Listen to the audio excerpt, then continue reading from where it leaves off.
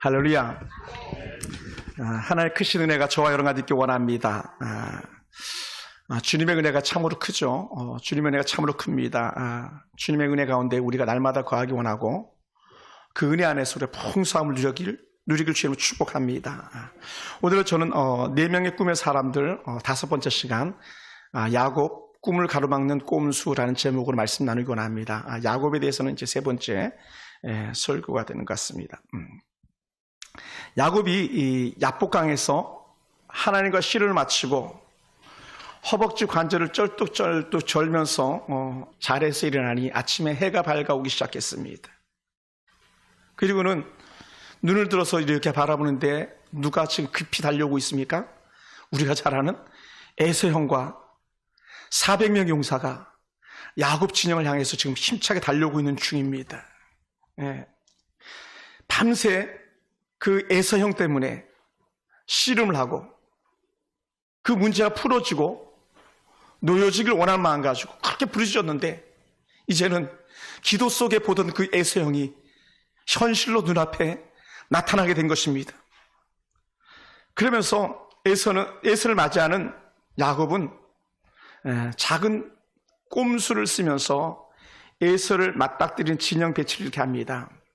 제일 처음 진영은 어떤 진영이냐면 야곱의 가족들 중에 처가 많잖아요. 4명이나 되잖아요. 무려 종들까지 해서 종들의 자녀들과 여종들을 제일 앞서 배치합니다. 에서를 제일 먼저 만나게.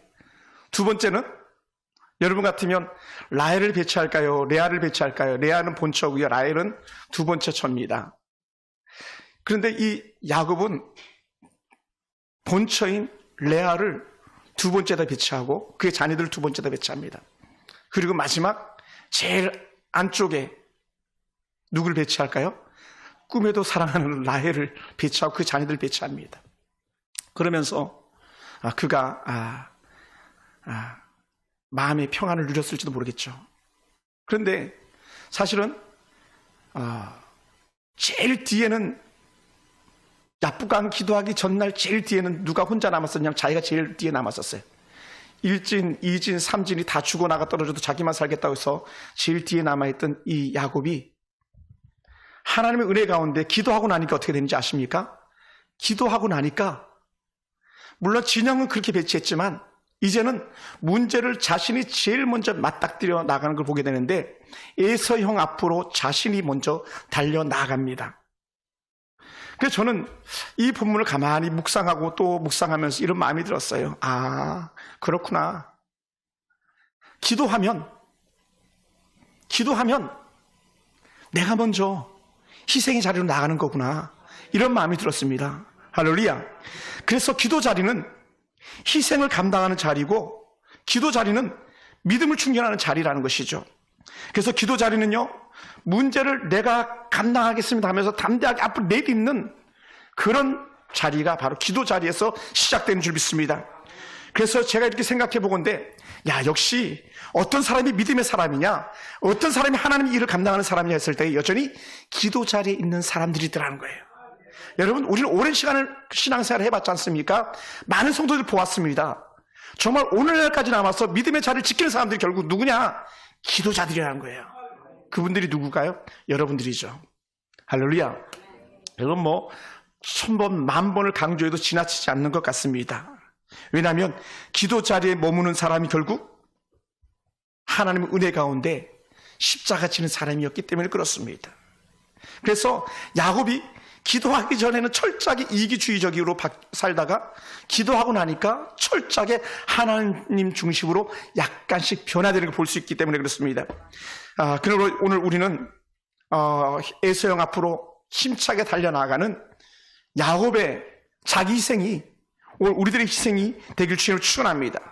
그래서 야곱은요, 형 앞으로 나가면서 어떤 모습을 취하냐면요, 옛날 우리 남한산성에서 있었던 일인 것처럼 형 앞에 나가면서 황제 앞에 나가는 것처럼 머리에 쿵쿵 찍으면서 무려 7번이나 땅바닥에 머리를 조아리면서 형 앞으로 나갑니다. 누가 앞으로 나간다고요? 형이에요, 형. 형 앞으로 나가는데 형이 얼마나 두려웠으면 형을 황제를 대하듯이 머리를 땅에다 조아리면서 그렇게 형 앞으로 나가는 야곱의 모습을 보는데요.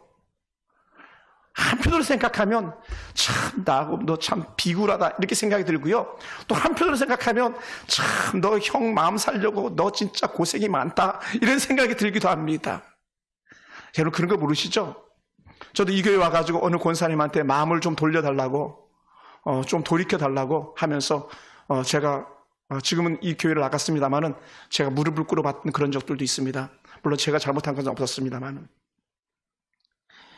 야곱이 지금 그런 어찌 보면 비굴한 심정을 가지고 또 어찌 보면 살아야 되겠다는 마음 가지고 그렇게 하고 있는 야곱의 모습을 우리는 볼 수 있습니다.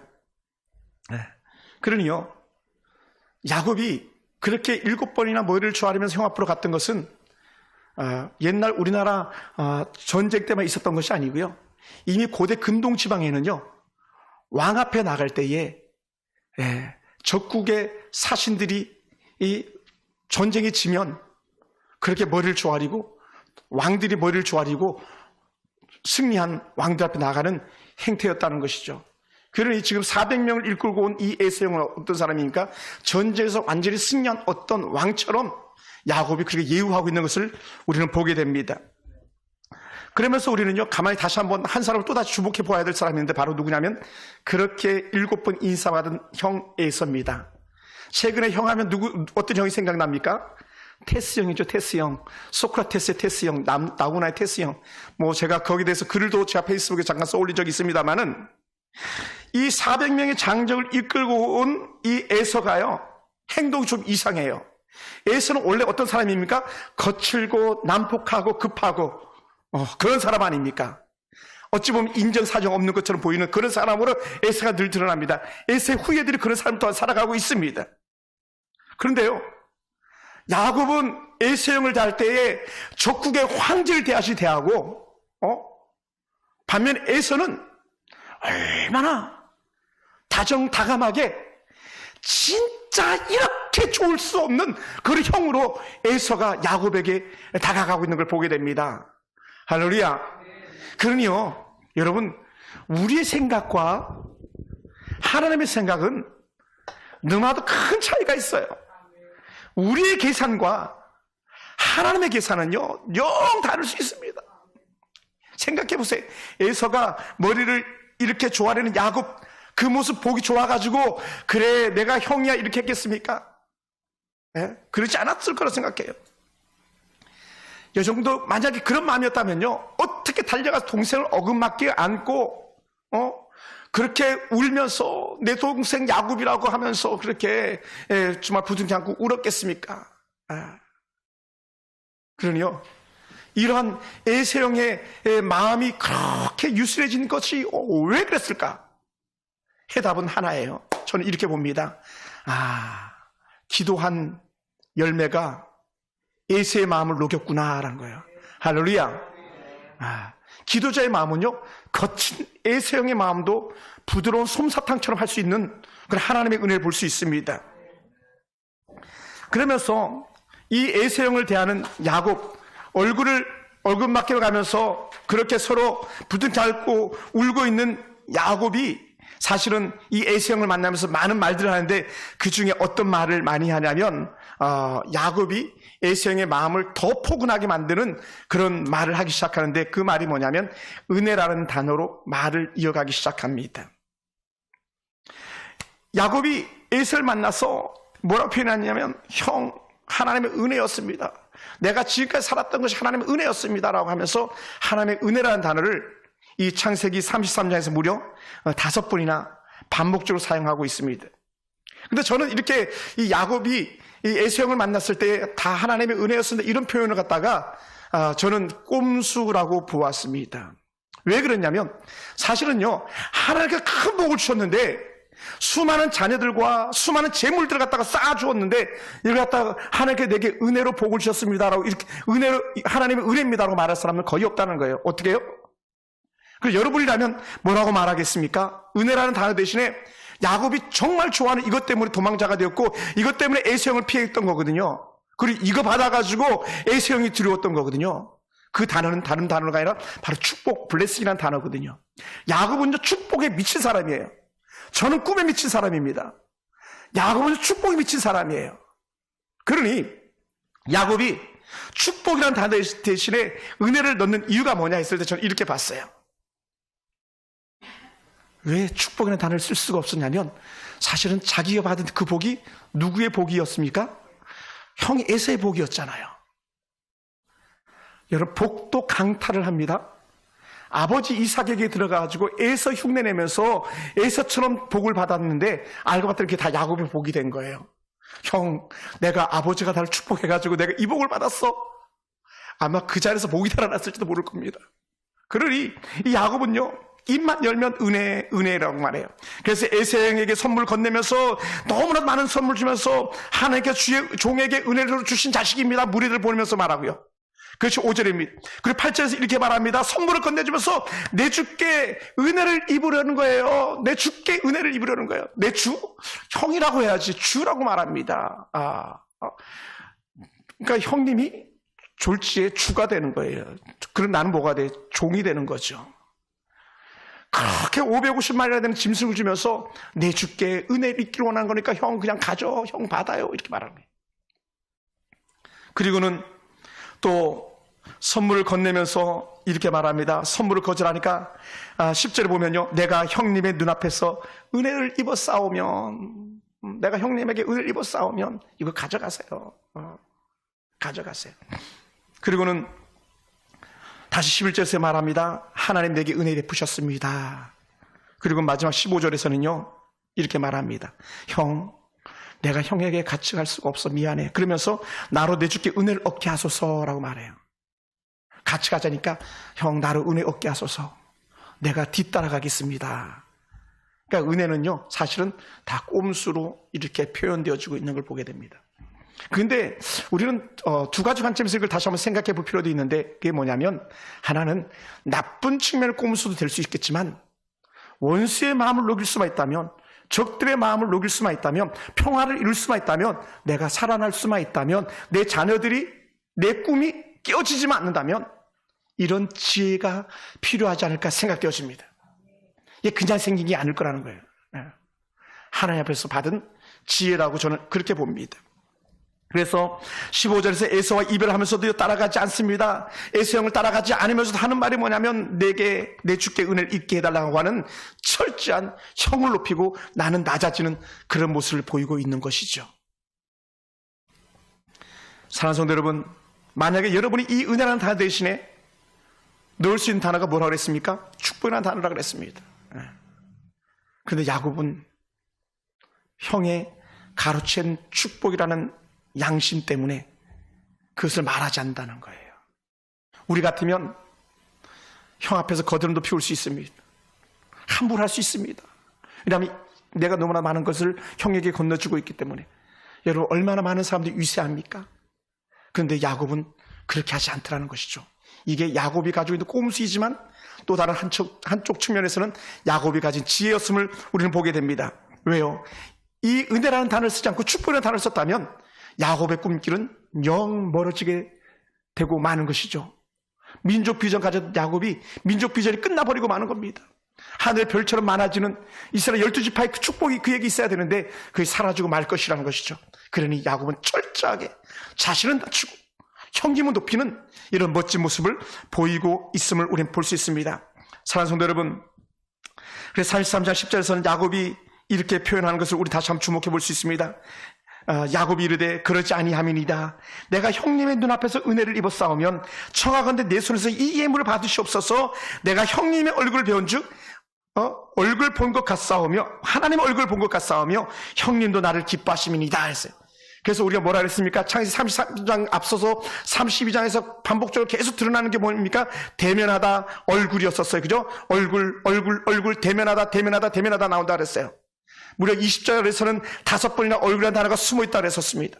그만큼 이제는 야곱이 형을 볼 때에 기도하고 나니까 형이 두려움과 공포의 대상이 아니라 하나님의 얼굴처럼 보이더라는 거예요. 할렐루야. 이게 은혜예요. 이게 은혜입니다.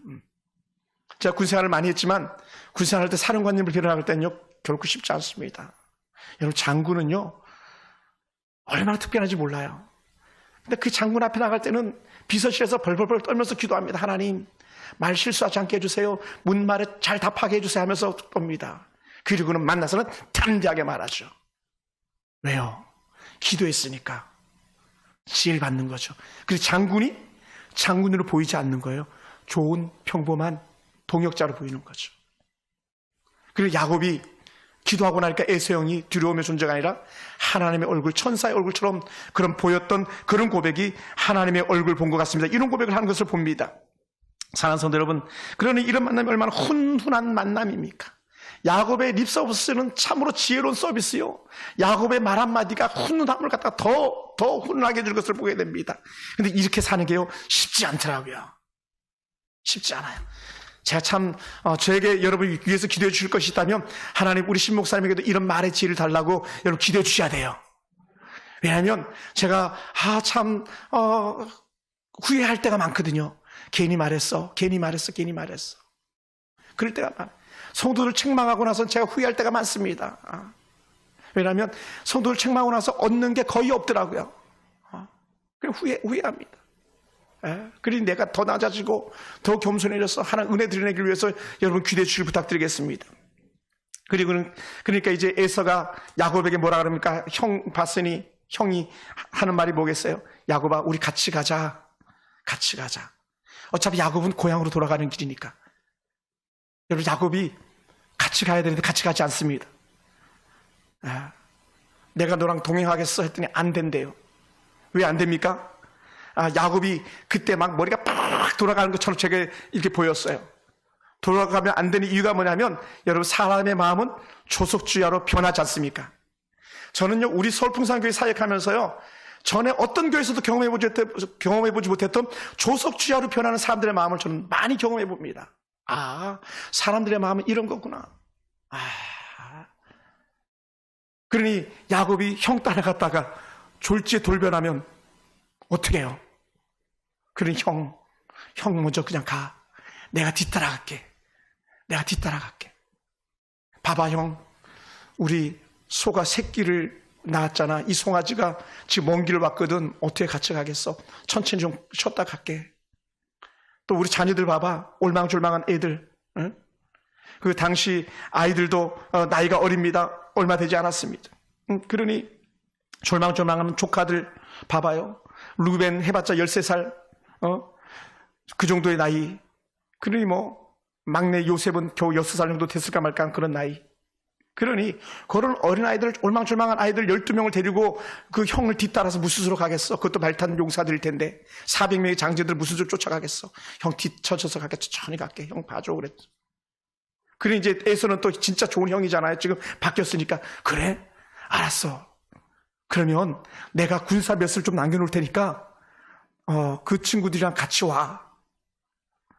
할렐루야. 이게 형이에요. 형만. 저 형이 진짜 좋은 분이거든요. 제가 아버님 벌초가면 제초 작업하는 거 있잖아요. 내가 좀 형 메고 내가 좀 할게 하면 아니야 됐어. 너는 저 그늘에 가서 쉬어 그래요. 제가 막 하려고 그러면 또 아니야 괜찮아 하면서요. 그래서 저는 깔큐리 가지고 하고 그냥 엄한 톱 가지고 그냥 주변에 있는 나무나 잘라내고 요 정도 쉬운 걸로 하죠. 형은 진짜 좋은 분이에요. 그리고 어떻게 돼? 야곱에게 자기 장조를 좀 더 남겨두고자 했던 이유는 한 가지예요. 그 당시에는요 언제든지 적들이 침몰해가지고 강탈할 수 있거든요. 빼앗을 수 있거든요. 여러분은 요즘도 해적이 있잖아요. 소말리아 같은 데는 요즘도 해적이 있대잖아요. 이 시대에 오죽했겠습니까? 그러니 우리 정말 그 병사들이 남아서 지켜줄게. 아마 이런 의도로 얘기했는데 야곱이 그것마저도 거부합니다. 그럼 할 수 없지 하면서 에서가 훌쩍 떠나버리고 말죠. 사랑하는 성도 여러분, 형 에서를 따라가지 않는 꿍꿍이 속 우리는 그걸 다시 한번 생각해 보기 원합니다. 여러분 같으면 뒤따라갈게 했으니까 어떻게 돼요? 뒤따라갈까요? 안 갈까요? 당연히 뒤따라가지 않겠습니까? 목적지가 고향이었기 때문에. 그런데 야곱은요 형이 떠난 즉시 숲곳이라는 곳에 자기가 머물기를 시작합니다. 숲곳. 숲곳은 그렇게 목적지인 베델에서 먼 거리도 아닙니다. 야복강에서 약 16km 정도 걸어온 그곳 숲곳에서 그가 오다가 털썩 잘해 주저앉고 말합니다. 16km 해봤자 뭐 얼마나 되겠습니까? 여기서 한 서울역 정도 될까요? 좀 더 가야 되겠네. 한 최소한 경복궁 정도 가야 되겠네. 가다가 그냥 털썩 주저앉아가지고 숲곳에서요 머물기 시작합니다. 그는 거기서 우리간 소들이, 양들이, 또 약대들이 머물 수 있는 그런 공간들을 만들어서 그곳에서 정착하기 시작합니다. 여기서 머무는 게 10년이 걸렸어요. 그 숲곳이라는 단어의 뜻이 우리간, 마구간 이런 비슷한 뜻을 갖고 있는 거거든요. 짐승들을 머물게 하는 지역이 숲곳이라는 뜻을 가지고 있는 거예요. 그리고는 여기서 약 10년 정도 머물다가 뭐라고요? 다시 자기의 제사들이 늘어났겠죠? 숲곳에서 감당할 수 없었겠죠? 그러다 보니까 다시 가자 해서 다시 길을 떠나기 시작하는데, 그러면 어디로 가야 됩니까? 두 번째 도전. 베델로 가야죠. 근데 베델로 가지 않는다는 거예요. 가다가 보니까 또 마음이 달라지기 시작한 거예요. 왜요? 우리들의 마음 어떻습니까? 자식이라면 우리 껍벅 주는 사람들 아닙니까? 저도 두 딸이 있지만 두 딸이 말하면요 바꿔요. 두 딸이 코치하면 아이들이 좋다면 그 말을 듣습니다. 자식 이기는 부모가 없다 그랬잖아요. 야곱도 자식 이기는 부모가 아닌 것 같아요. 그러니 야곱은요 한쪽 측면을 보면 좋은 야곱이지만 다른 측면을 보면 자식 농사 실패한 야곱일 수도 있어요. 가다 보니까 어디가 나옵니까? 세겜이라는 곳이 나오죠. 세겜. 그래서 숲곳에서 머물던 야곱이 갑자기 세겜에서 땅을 사고 거기다 집을 짓고 거기서 살기 시작하는데, 그것도 그 세겜의 제일 유력자이지만 하몰의 땅을 사가지고 그곳에다가 집을 짓고 거기서 살기 시작합니다. 왜 그랬을까요? 세겜은 베델에서 불과 30km 정도밖에 안 되는 그런 거리예요. 여기서 한 구리 정도 거리. 구리 정도 거리는 뭐 마음만 먹으면 갈 수 있는 거리 아니겠습니까? 근데 거기에 머물러요. 왜 그랬을까요? 세겜이 살기 좋은 도시였다는 거예요. 살기 좋은 도시, 머물기 좋은 곳. 우리 선교사님들이 정탐을 많이 다니셨겠습니다만은 정탐할 때 야 우리가 여기서 사역할 만한가 모든 환경과 조건을 따져보지 않았겠습니까? 또 하나님께서 나를 과연 여기에 부르셨는가 그거 따져보면서 머물듯이 야곱은 세겜 보니까 자녀들이 좋아하니까 거기에 털썩 주지 않고 말지요. 그게 야곱의 또 다른 잘못된 꼼수였었습니다. 베델로 가는 길을 지나쳐야 될 도시 세겜이 보기에 너무나 좋았습니다. 그래서 야곱은 그 성 앞에 장막을 치고 자기가 친 장막을 친 그 땅을 사서 그곳에 계속 거주하기로 작정을 하죠. 무려 양 100마리 정도의 가격을 주고 삽니다.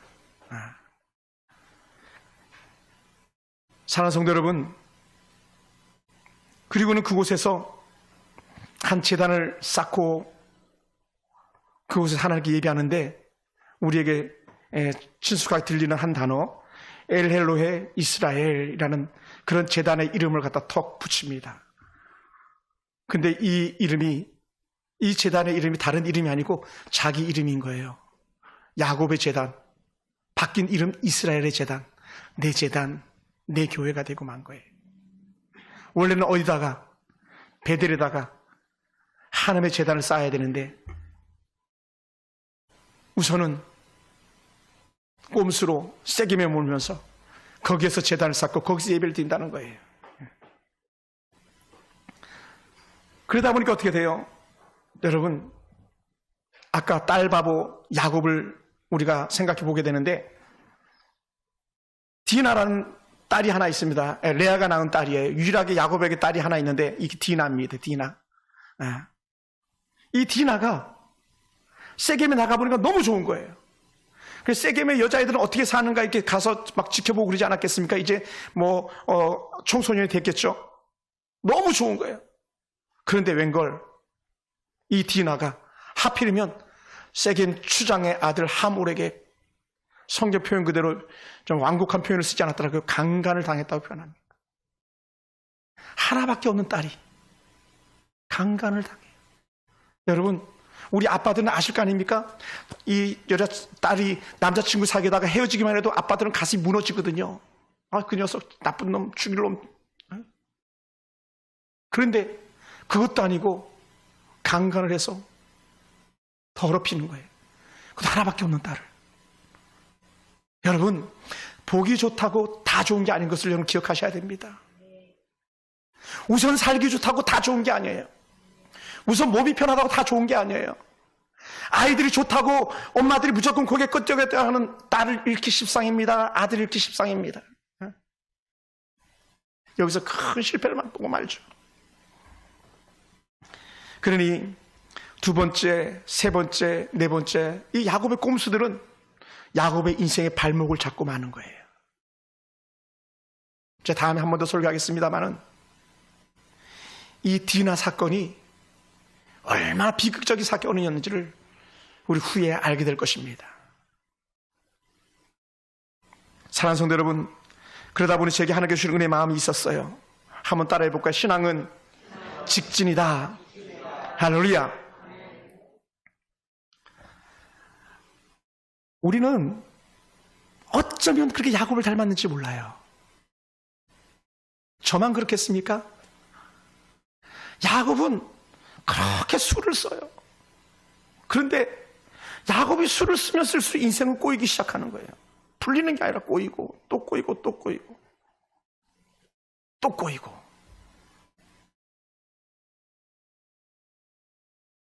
여러분, 하나님을 중심으로 하지 않은 꼼수는요 다 버려야 됩니다. 하나님 중심으로 나가는 방법이 아닌 어떤 트릭 변수는요 다 버려야 됩니다. 형에게 형 따라갈게 먼저 가 한 거 거짓말이거든요. 용납될 수 없었던 겁니다. 자기가 드려야 될 진정한 예배 자리는요 하나님께 콜해서 불렀던 그 자리 베델인데, 그 베델은 뭡니까? 하나님의 집이거든요. 베트 엘 해가지고 하나님의 집이에요. 그런데 하나님의 집에서 예배 드릴 때 자가 엘렐로의 이스라엘, 자기 집에서 예배 드리는, 자기 이름으로 예배 드리는 그런 장소를 갖고 말았습니다. 그것은 야곱에게 결코 영적 유익, 덕이 될 수가 없었습니다. 그러니 모르게도 가장 아끼고 사랑스러웠을 그런 딸 디나를 처참하게 잃고야마는 그런 아픔을 우리가 보게 됩니다. 창세기 34장을 보면요, 하몰의 집에서 디나를 언제 데려오냐면요, 하몰의 세겜의 남자들 다 죽인 다음에 그제서야 데리고 와요. 너무너무 제가 슬픈 광경을 창세기 34장에서 이렇게 보았었습니다. 왜요? 직진하지 않은 거예요. 신앙의 변칙, 신앙의 트릭, 이건 하나님이 결코 기뻐하지 않는 것을 우리는 보게 됩니다. 그러다 보니까 사랑하는 성도 여러분, 현대 문화가 다 마음에 든다고, 현대 문화가 다 좋다고 오케이 하다가 우리 모든 걸 잃어버리게 되는 것을 보게 됩니다. 그러다 보니까 우리는 기억해야 돼요. 한번 따라해서 신앙에 쉼표는 없다. 신앙은 전진만 있을 따릅니다. 할렐루야. 할렐루야. 우선 편한 것, 우선 쉬운 것이 좋은 것처럼 여겨지지만, 그러나 그것이 하나님과 대적되는 거라면 결코 좋은 것이 될 수 없습니다. 우리는 눈에 보이는 것에 우선을 둡니다. 세겜이 우선은 뒀고요, 양을 치기에 좋고 소를 먹이기에 좋은 숫꽃이 우선이 보기 좋았지만 그것은 야곱이 머물 자리가 아니었습니다. 우리는 마음에 든다고, 우리 내 마음에 흡족하다고 해서 우선순위를 두는데 결코 그것이 아닌 줄을 우리는 기억하기를 주님으로 축원합니다.